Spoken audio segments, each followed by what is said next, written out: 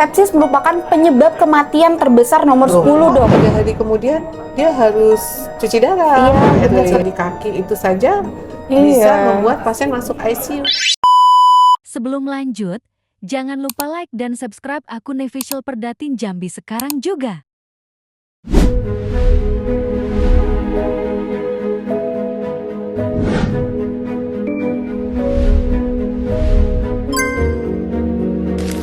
Hai, yuk ngobrol bareng Perdatin Jambi.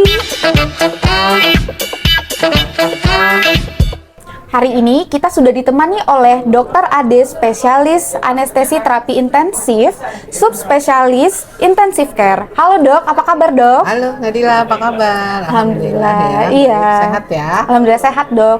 Hari ini kita mau ngebahas mengenai sepsis nih Dok. Oke, diskusi sepsis ya? Iya, sepsis. Oke, boleh. Jadi kan sepsis merupakan penyebab kematian terbesar nomor 10, Dok. Terutama di negara berkembang maupun di negara yang ekonominya rendah. Salah satunya itu Indonesia ya, Dok ya. Dan kondisi sepsis ini bisa mengancam nyawa sekali ya, Dok ya? Iya, iya, betul. Jadi memang di dunia critical care ya, perawatan pasien kritis di Indonesia, sepsis ini menjadi PR besar. Tidak hanya di Indonesia sebetulnya, bahkan di dunia. Karena emang angka mortalitasnya, angka kematiannya cukup tinggi.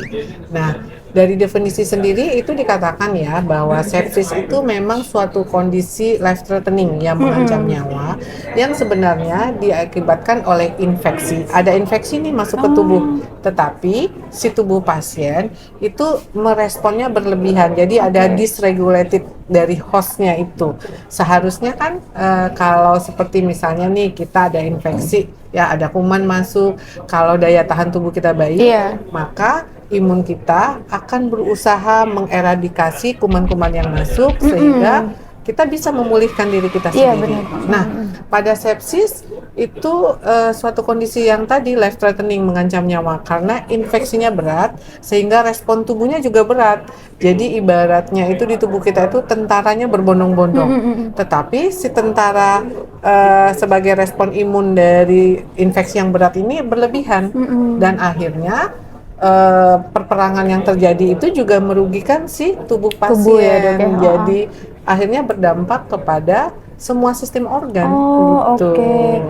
Pantas saja sering dibilang sepsis ini sebagai pembunuh senyap ya Dok ya, yang tiba-tiba dalam keadaan di mana aja dan kapanpun terus tiba-tiba mengancam nyawa gitu Dok. Kira-kira ada nggak Dok tips and trick untuk deteksi dini nih sehingga pasien tidak jatuh dalam keadaan sepsis? Ya, sebenarnya deteksi dini itu adalah bagaimana kita melakukan pemeriksaan, membuat assessment kepada pasien kita. Ini ada infeksi nih, infeksi jangan terus berlanjut. Karena jika infeksi itu berlanjut, respon tubuh juga nggak baik, kemudian mediator inflamasi berlebihan, dan pasien jatuh ke dalam kondisi yang berat ya, maka si infeksi tadi itu tidak hanya berpengaruh terhadap satu organ, tetapi juga bisa menyebabkan disfungsi organ pada berbagai macam sistem organ yang ada pada tubuh kita. Ya, kan seringkali tuh kamu pernah dengar nggak? Ada pasien masuk ICU. Masuk ICU misalnya karena batuk-batuk, tetapi kemudian loh kok 3 hari kemudian dia harus cuci darah, gitu sering-sering. Nah, sering banget seperti itu. Jadi ibaratnya kita itu targetnya mencegah adanya disfungsi organ lebih lanjut. Deteksi dininya ya bagaimana kita menentukan terapi yang lebih lebih spesifik terhadap infeksi ataupun antigen yang masuk ke tubuh kita. Apakah itu infeksi virus, jamur, bakteri. Jadi ada suatu pemilihan antibiotik yang tepat, penata laksanaan yang tidak memperburuk kondisi pasien. Ya, intinya semua itu harus dideteksi lebih awal. Jika berlanjut, itu bahayanya disfungsi organ yang akan menjadi beban pembiayaan di rumah sakit, kemudian prognosis ke pasien juga menjadi lebih buruk gitu. Iya Dok, berarti sepsis ini kan infeksi ya Dok ya. Berarti tetap tata laksananya itu mencari sumber infeksi ya Dok ya? Ya, betul. Jadi prinsip penata laksanaan sepsis adalah source control. Tapi ya seringkali pasien masuk ke rumah sakit itu kita nggak tahu sumber infeksinya. Iya, benar. Iya, jadi tahu sendiri bahwa kita harus melakukan anamnesa, pemeriksaan Iya. fisik, pemeriksaan penunjang, gitu ya. Nah, jadi ke semua modalitas itu tujuannya adalah untuk mengontrol sumber infeksi. Pengontrolan sumber infeksi juga macam-macam loh. Iya. Bisa sampai tindakan pembedahan atau hanya antibiotik saja. Kadang sumber infeksi itu adalah hal-hal yang suatu hal yang kecil. Misalnya nih, ada penderita DM kakinya luka, Iya, lukanya kecil padahal ya, Dok, ya. diabaikan, terus hanya infeksinya naik-naik ya, hanya suatu luka yang kecil di kaki itu saja bisa Iya. membuat pasien masuk ICU. Benar. Gitu. Berarti tetap harus satu tadi deteksi dini, Iya. terus juga sumber infeksinya, Dok ya. Sumber infeksi itu harus cepat ditemukan gitu ya, namanya source control. Nah, yang paling sulit itu memang kalau untuk fasilitas kesehatan dengan Sumber daya terbatas. ya, itu kadang bingung nih infeksi dari mana gitu. Iya. Karena kita sebenarnya secara keilmuan kita mempunyai modalitas-modalitas untuk menentukan ini infeksi virus, ini infeksi bakteri, ini infeksi jamur. Tetapi kan untuk fasilitas kesehatan dengan sumber daya terbatas kita hanya apa? Darah rutin ya. Iya. Ya, lekositosis, kemudian ada demam, ada denyut jantung meningkat, bahkan kalau udah sepsisnya berat bisa penurunan kesadaran dan Iya, benar. hipotensi, tekanan darahnya udah turun. Nah, itu udah masuk ke shock sepsis tuh.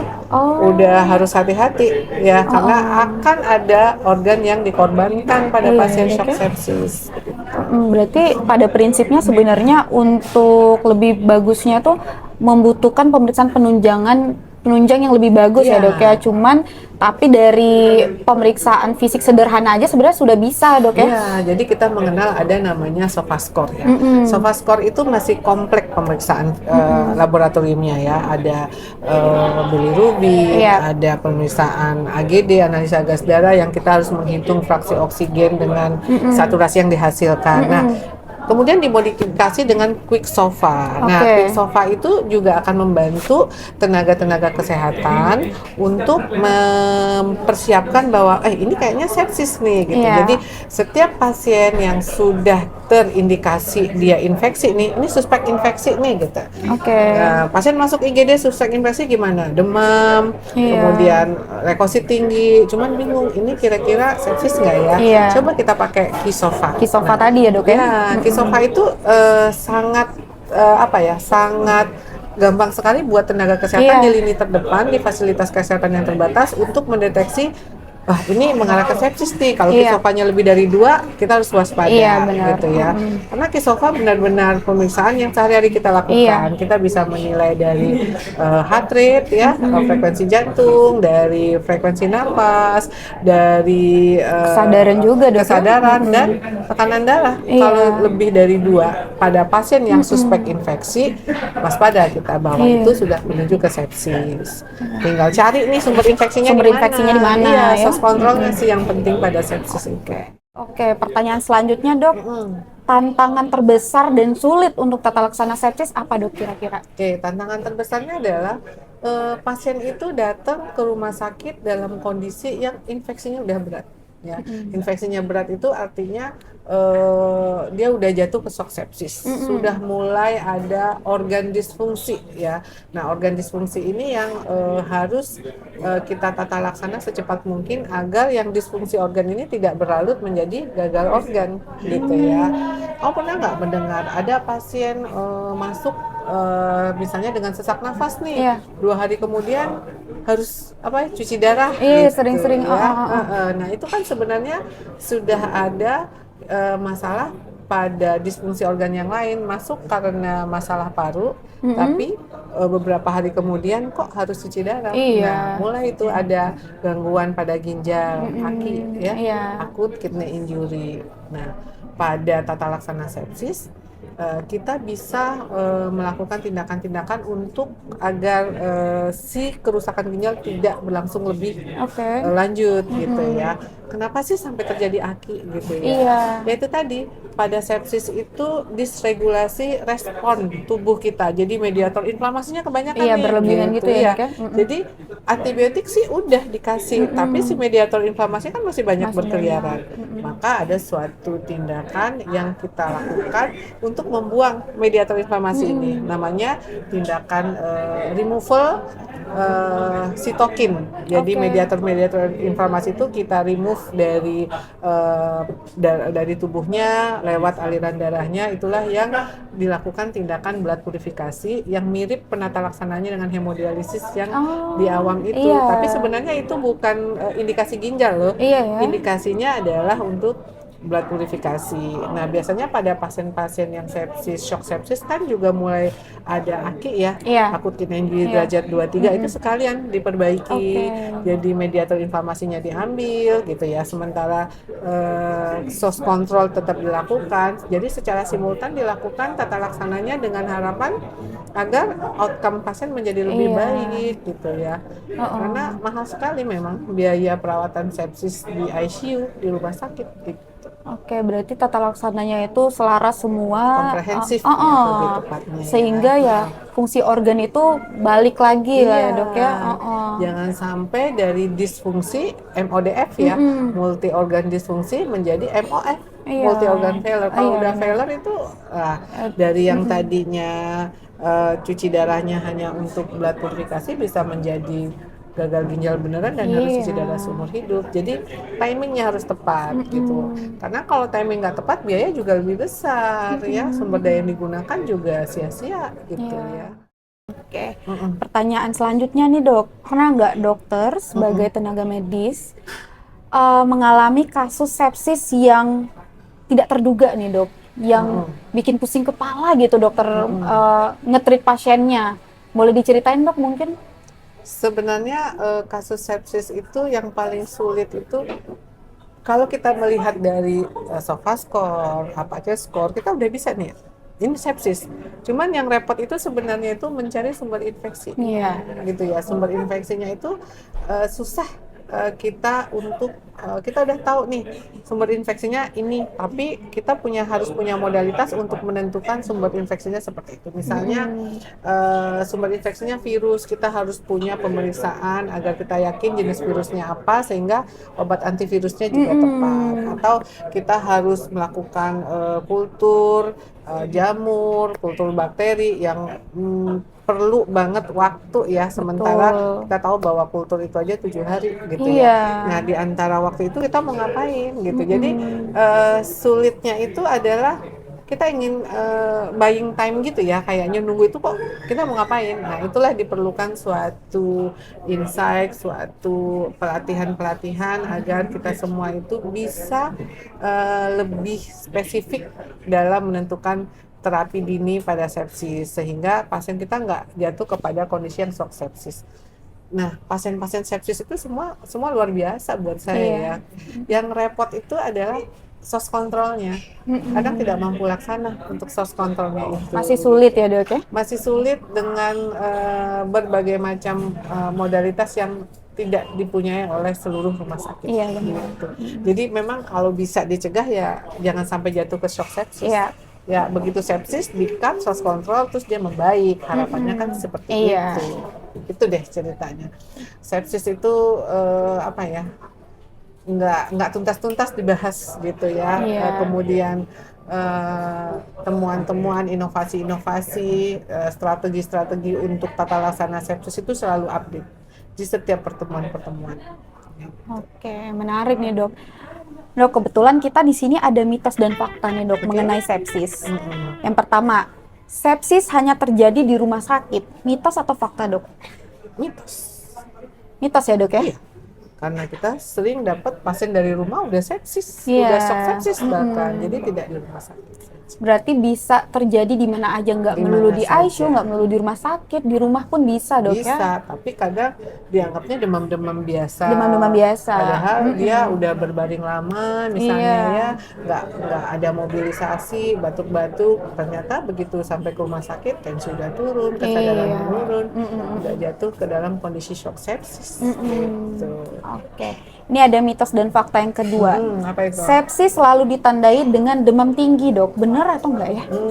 Belum tentu. Jadi itu mitos. Jadi demam tinggi, orang tidak demam, belum tentu tidak sepsis. Pada kasus-kasus tertentu, bahkan kita bisa pasien datang dengan hipotermi, tetapi ada penurunan hemodinamik ya, hipotensi, penurunan kesadaran, takikardi. Jadi kalau lebih spesifik sih memang yang kita cek itu adalah mediator inflamasi. Mediatornya, Dok ya? Iya, mediatornya. Kita lihat kan tadi apa? Disregulasi dari tubuh kita menanggapi ada antigen yang masuk. Jadi demam itu salah satu tanda dari sepsis, tapi bisa didapatkan pada pasien dalam kondisi tertentu tidak demam. Oke. Yang terakhir nih, Dok, kalau sudah minum antibiotik, ini biasa orang awam nih, Dok ya. Kalau sudah minum antibiotik kebal dari sepsis, mitos atau fakta, Dok? Mitos ya, Dok ya? Karena kalau kita ketemu pasien sepsis, nah kita sebagai dokter, apalagi di ICU atau dokter yang merawat pasien tuh, kita harus bisa mengelompokkan ini sumber infeksinya di mana. Nah, masyarakat awam kan sering memakai antibiotik secara tidak bijaksana, tidak sesuai, sehingga dampaknya apa? Resistensi antibiotik. Begitu sudah sampai di rumah sakit, si kuman tuh udah lebih pintar daripada kita, maka antibiotik yang biasa itu nggak bisa lagi. Kita udah harus naik lagi nih level antibiotiknya gitu. Maka pada sepsis agar lebih tepat kita melakukan kultur ya. Cuman problemnya kultur itu agak lama ya hasilnya. Tapi nah itulah ilmu pengetahuan terus diupdate agar para klinisi itu bisa memprediksi antibiotik empiris apa yang cocok untuk pasien yang datang pada dia saat itu. Jadi ada juga sih tips-tipsnya atau bagaimana kita mengassessment agar antibiotik kita tuh nggak terlalu tidak terlalu salah gitu ya. Jadi kita akan memberikan antibiotik dengan spektrum luas sampai hasil kultur keluar. Nanti kalau hasil kultur keluar ya kita berikan antibiotik sesuai dengan hasil kultur. Tapi mungkin menarik nih, Dok, ngomongin kultur dengan waktu yang lama 7 hari. Banyak juga fasilitas kesehatan yang tidak memadai, Dok. Iya. Jadi PR banget ya. PR banget. Ya, kita tahu bahwa ahli mikrobiologi klinik tidak di semua rumah sakit. Fasilitas kultur harus dikirim. Belum lagi cara pengambilan kultur yang salah gitu ya. Jadi banyak sekali. Jadi memang kita harus terus update, dibekali ilmu agar kita semakin spesifik untuk mencari sumber infeksi pada pasien kita yang sepsis. Harus belajar. Gitu. Oke deh, Dok, berarti menarik banget ya mengenai topik sepsis ini. Selain sepsis ini per definisi dia merupakan penyakit yang mengancam nyawa, yang mengganggu disfungsi organ juga, Dok ya. Dan merupakan penyebab kematian nomor 10 paling banyak di negara berkembang maupun dengan ekonomi rendah, terutama di Indonesia, Dok ya. Sehingga perlu nih deteksi dini atau deteksi awal untuk sepsis.